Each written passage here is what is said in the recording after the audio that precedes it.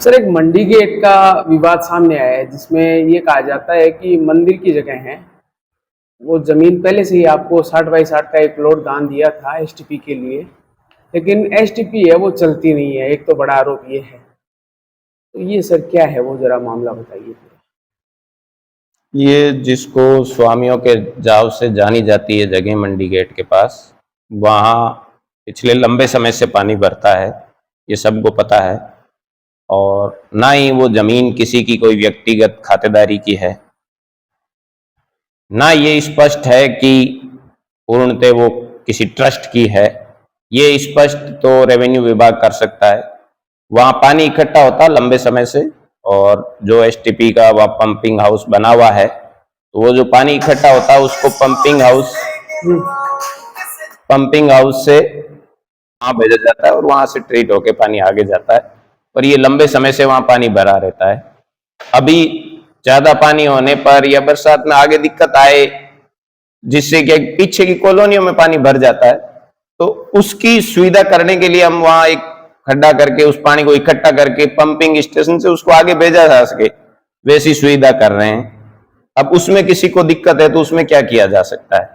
Sir, pumping station के लिए जमीन है वो 3 वर्ष पूर्व ही दे दी गई थी, लेकिन पंपिंग स्टेशन है वो रेगुलर चल नहीं रहा है। अगर चले तो शायद पानी इकट्ठा नहीं, पंपिंग स्टेशन को निरंतर चला रहे हैं तभी तो पानी कम हुआ, नहीं तो अभी तक तो पीछे की कॉलोनियां भर जाती। और सबको पता है कि बारिश के समय वहां दिक्कत होती है, तो कुछ हम करेंगे नहीं तो बारिश के समय आने वाली दिक्कत को मिटाएंगे कैसे? लोग चाहते हैं बारिश के समय दिक्कत भी ना हो और नगर पालिका कुछ करे भी नहीं। तो सर, मंदिर की जगह में ऐसा नहीं, ऐसी कोई व्यक्तिगत या ट्रस्ट की किसी की जमीन है तो वो कागज लाए, रेवेन्यू से अपनी जमीन चिन्हित कराएं। नगर पालिका क्षेत्र में जो भी सरकारी लैंड है उसका मालिकाना हक नगर पालिका का होता है। अगर इसमें किसी को लग रहा है कि भाई हमारी कोई व्यक्तिगत खातेदारी है या किसी ट्रस्ट की खातेदारी है, तो वो कागज लेके रेवेन्यू में पेश करें और अपनी जमीन चिन्हित कराएं। हमें उसमें क्या दिक्कत है? अगर किसी की व्यक्तिगत होगी तो हम क्यों करेंगे? जबकि वो कैसे होगी? पिछले 20 सालों से तो वहां पानी भरा है।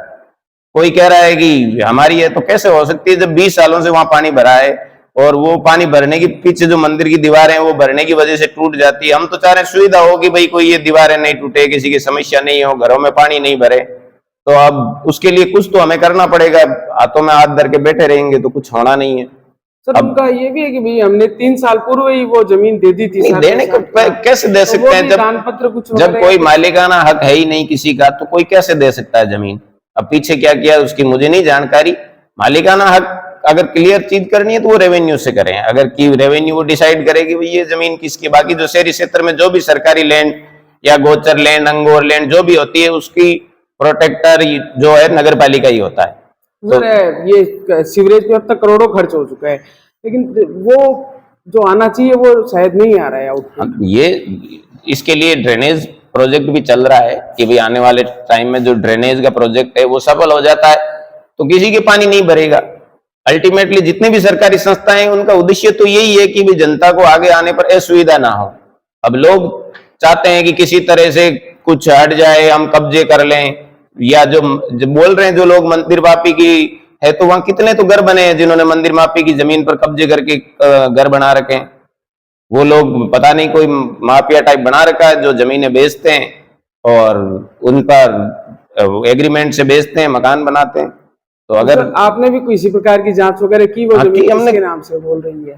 देखो, वो जमीन का क्लियर तो रेवेन्यू विभाग कर सकता है। टाइटल क्लियर नहीं हुआ है। क्लियर वो रेवेन्यू विभाग अगर करता है तो वो चिन्हित करके कर दे। बाकी जो नगर पालिका क्षेत्र की जितनी भी जमीन है उसका जो भी केयर टेकर है वो तो नगर पालिका ही है। अब कोई चाहता है कि नहीं करे नगर पालिका कुछ भी, तो कैसे संभव होगा? तो सर, एक बड़ा आरोप ये भी है कि पुलिस की धमकी भी दी थी आपने।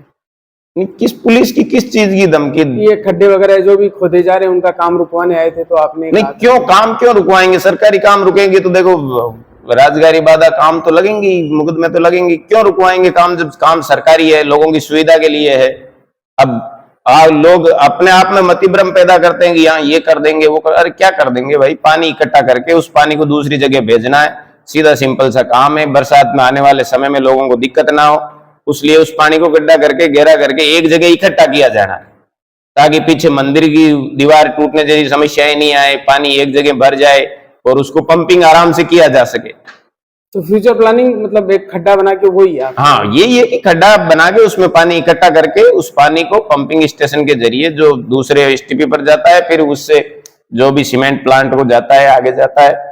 जो भी हम इसमें हमारे प्रयास पूरे कर रहे हैं, पर जो लोग चाह रहे हैं कि हम भूमि कब्जे कर लें, वो लोग इसमें बार बार अड़ंगे अड़ाते हैं। कभी उसको जो हम बना के आते हैं मिट्टी की दीवारें, जो भी उसको पानी को तोड़ देते हैं, दूसरी तरफ से पानी इधर डाल देते हैं। तो ये लोग ना करें कि भाई हमें भी फिर मजबूरन किसी न किसी के खिलाफ राजगारी बाधा ऐसी कार्रवाइयां करनी पड़ेगी। Thank you sir.